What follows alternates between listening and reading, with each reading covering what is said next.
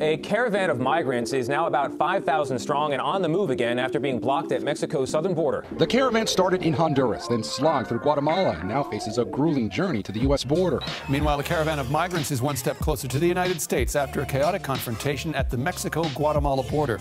Mexican police threw tear gas and smoke canisters to push back the crowd of thousands from the border gates. The president continues to fearmonger around the issue of immigration. They were overtaken by a sea of migrants streaming from Mexico's southern border, heading north.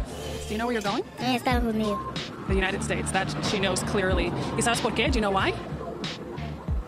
Mi mamá.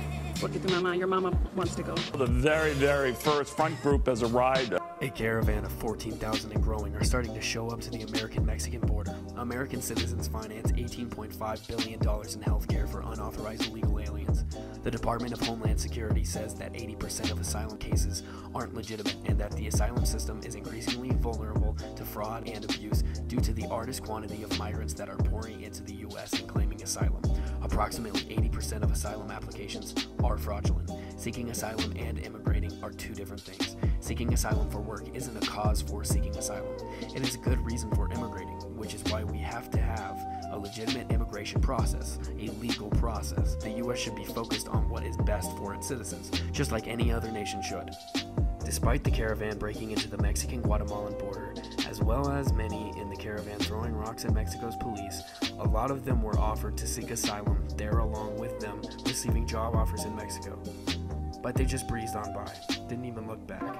These people have been assisted in transport by multiple groups with large flatbed trucks and vans. In California, illegal immigrants and their children make up almost 11% of the population. They cost taxpayers over $25 billion in state and local expenses, and overall government expenditures are $135 billion annually. It's really crazy to think about how no one looks at other countries defending their borders.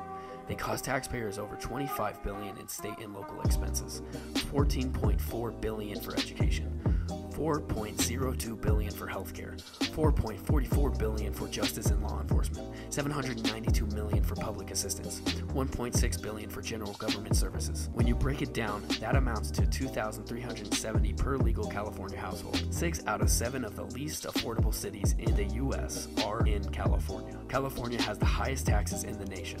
California is neglecting important infrastructure due to the massive debt of $1.3 trillion.